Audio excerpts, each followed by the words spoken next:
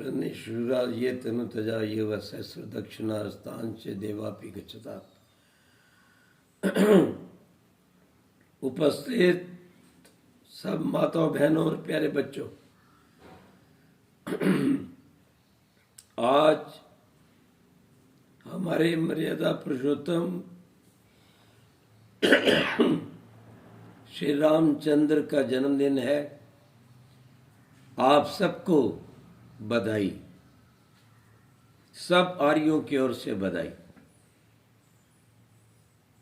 ईश्वर की अपार कृपा है कि हमारे उन महापुरुषों ने हमें वेद का मार्ग दिखाया।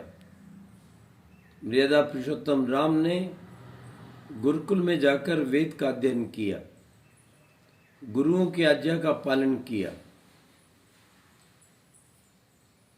अपने माता पिता की आज्ञा का पालन किया और अपने पिता के व्रतों को पूर्ण करने के लिए स्वयं 14 वर्ष तक कष्ट सहन किया।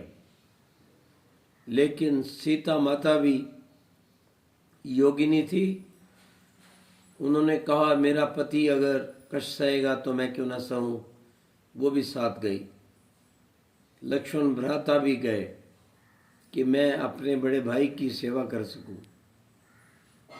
और श्री रामचंद्र महाराज प्रतिदिन संध्या करते थे, यज्ञ करते थे, माता पिता के चरण स्पर्श करते थे, पशु पक्षी का पालन पोषण करते थे। उनके राज में कोई पशु पक्षी मारा नहीं जाता था। रामायण में आता है कि अयोध्यापुरी को सुंदर सुगंधित जल से धोया जाता था। हर घर में यज्ञ होता था, हर घर ओम का जप करता था, क्योंकि शिवजी महाराज ध्यान में बैठते थे तो ओम का जप करते थे। ध्यान रखो, इसलिए भगवान ने वेद में कहा ओम प्रतिष्ठ। आज हमें अगर सच्ची ये मर्यादा पुरुषोत्तम राम की नवमी मनानी है तो अपने जीवन में व्रतों का आज धारण करें। वे अंडे, मांस, मछली, शराब और गंदे भोजन से दूर थे। अपने बच्चों को डबल रोटी, चाय, काफी, बाजार के गंदे भोजनों से दूर रखो। अपने साथ प्रतिदिन यज्ञ में बिठाओ, योगाभ्यास करवाओ और उसके साथ साथ संध्या उपासना करें। आपके बच्चे देशभक्त और धार्मिक बने। और जिस प्रकार से श्री राम के बच्चे लव और कुश का नाम सारे संसार में प्रसिद्ध है। लव के नाम से लाहौर, कुश के नाम से कसूर और कनिष्क, उनके आगे बेटे के नाम से अनेकों आज स्थान अफगानिस्तान में बने हैं। ये तभी बने जब उन्होंने वेदानुसार चलते हुए, संध्या, यज्ञ, सात्विक भोजन करते हुए, ब्रह्मचर्य का पालन करते हुए और अच्छे बच्चों को जन्म दिया। ध्यान रखना, श्री राम ने सीता को बाहर नहीं निकाला था। सीता की अग्नि परीक्षा थी। अग्नि परीक्षा का मतलब है कठोर परीक्षा। ये नहीं था कि वो अग्नि में जाके जा गिरी। बस जब वो तैयार हुई तो उन्होंने कहा बस हो गई परीक्षा। इस बात को समझना चाहिए। वे अथर्ववेद में आया है कि जब पत्नी गर्भवती हो तो स्वयं पुरुष संयम में रहे। ऋषि ध्यान भी यही बात लिखते हैं।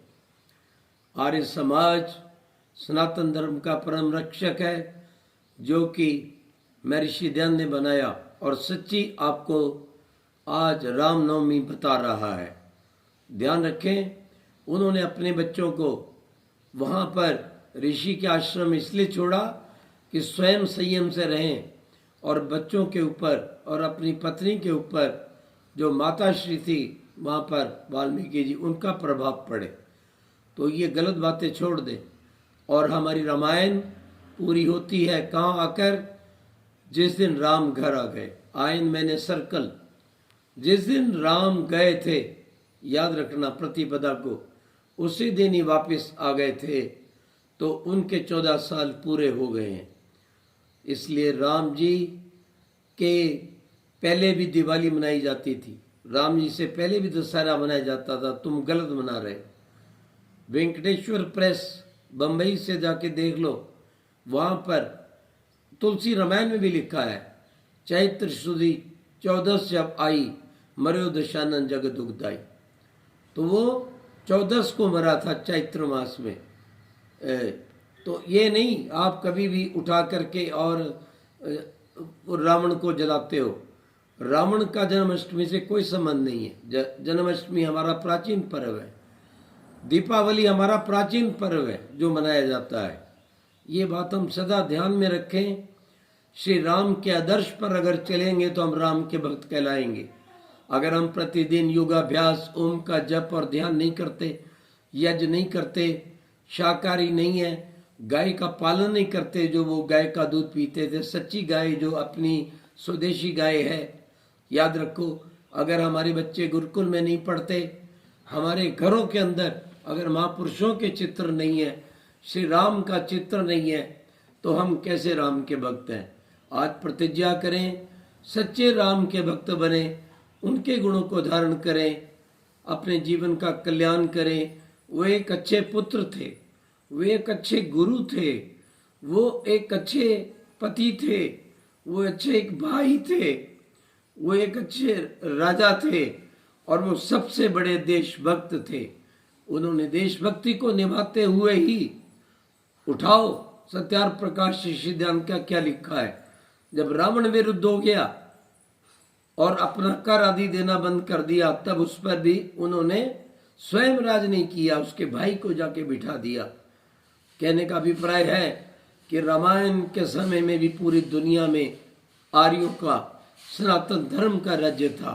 तो अपने सनातन धर्म वेद को समझें और रामनवमी को मनाएं। पुनः आप सबको हम मेरी ओर से, उद्गीत साधना स्थली हिमाचल की ओर से, और जहां मैं रह रहा हूं इस समय श्री दीपक भाई और उनके परिवार की ओर से आपको हार्दिक शुभकामनाएं। ओम शांति शांति शांति।